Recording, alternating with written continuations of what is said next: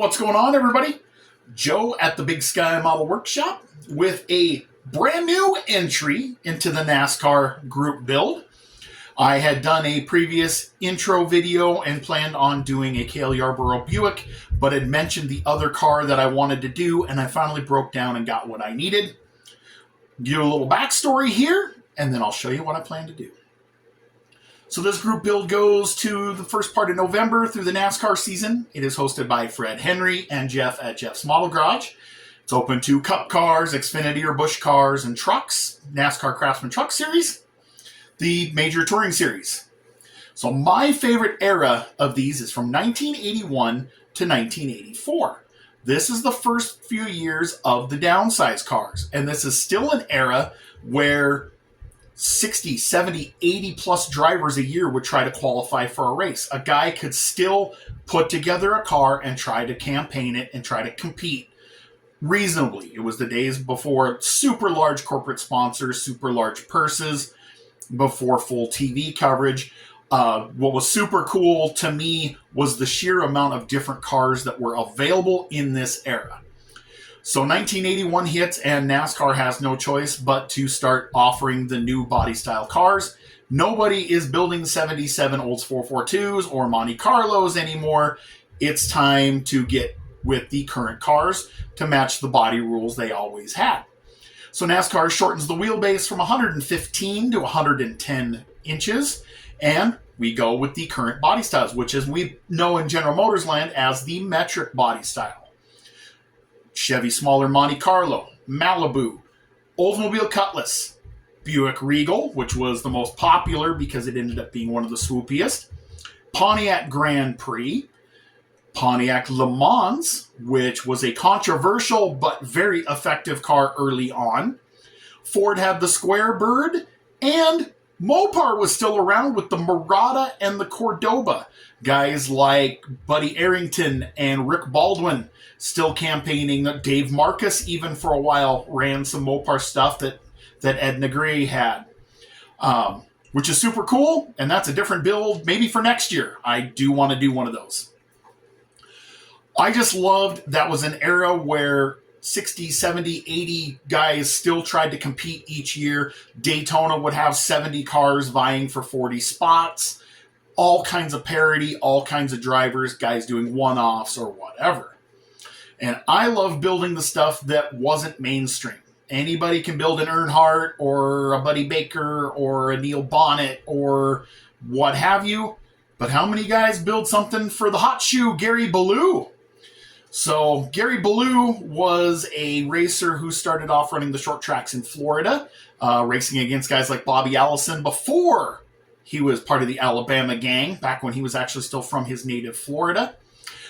Gary Balough then went north in the 70s and raced big block modifieds in the Northeast with the goal of someday making it to the Cup ranks. He eventually succeeded part-time racing for Ray Mock Racing, which was Butch Mock and Bob Rahilly. By the way, prayers for Bob. He sustained some burns in a house fire a while back. He is recovering in a hospital. Thoughts and prayers to him. Hopefully he heals up and does okay.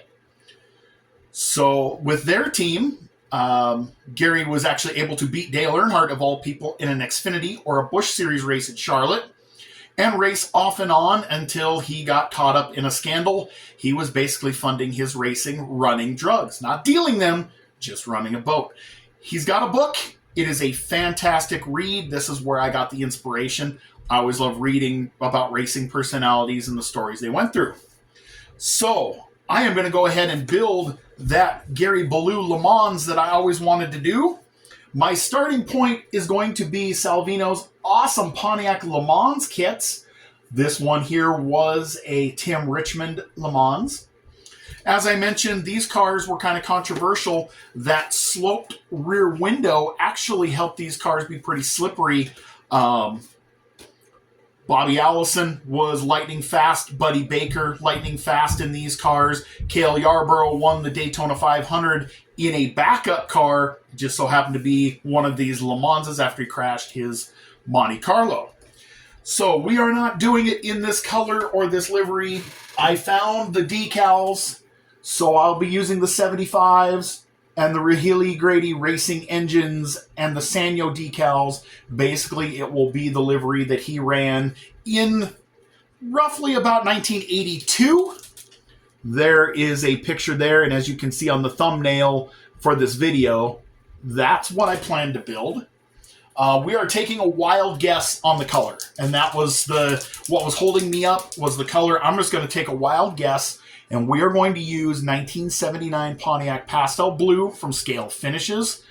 I think it's going to be pretty close. Best I could guess, nobody could give me a straight answer on the blue. I decided, well, let's look at factory Pontiac colors. Being Pontiac Le Mans, we'll just see what happens. So GM had various shades of this light blue, anything called from pastel blue, Arctic blue. It had a bunch of different names, but the color code never changed. So I figured that's probably as close as it gets. It does seem a little light, but I think over gray primer, it's going to be okay. I will swap the wheels out of one of the Monogram Ford kits because I want the 5-hole style wheels and not the 10-hole. And otherwise, I'm going to build it straight out of the box, except for the paint and decals. I'm not going to go crazy on detailing. I just love building them in the different liveries. I've got a list of NASCAR cars I want to build from the early 80s, and not a single one of them is one of your normal average run-of-the-mill. We're talking J.D. McDuffie. We're talking Buddy Arrington. We're talking Morgan Shepherd. Those kind of Oldsmobiles. I want to definitely build a die-guard Oldsmobile, something like that. Excuse me. Anyway, so that's what I'm changing my mind to. I'm going to do the Raymock 75, the Gary Balough Le Mans. Hope you guys don't mind me making a change there. If I have time this year, I might still do the Cale Yarborough car, but honestly, I got group builds coming out my ears, so it'll probably get put to the back burner. This is the one I really wanted to do for a while, and what better excuse to do it than this group build. So now that I have the pieces together, I will get started on it here, not too distant future, and get it put together, and we'll see what happens. So there's the backstory. There's why I love that stuff. A little bit of the backstory on Gary Balough. I will give you more of that backstory when I show the completed build and during the updates later on this year. Still plenty of time to jump in on this build. Said Cup cars, Busch cars, Xfinity cars, trucks. Thank you, Fred and Jeff, for hosting this group build. This is going to be a lot of fun. I'm super excited about it. Thank you guys for watching. Definitely jump in if you can. Hope you don't mind me switching. I just really wanted to build this one. So, and having fun is what this is all about. And I'm going to have a lot of fun doing this one. So, there you go, guys. That's what I got going on. So, stay tuned for updates as we go along here. Once again, guys, check out Fred and Jeff's channel. Check out the NASCAR group build. There is a Facebook group that goes along with it. I encourage you to jump in. NASCAR cars are fun to build. Like I said, I love building these early 80s cars. That's my favorite era. So I'll leave you with that. And God bless you guys. We'll catch you on the next one.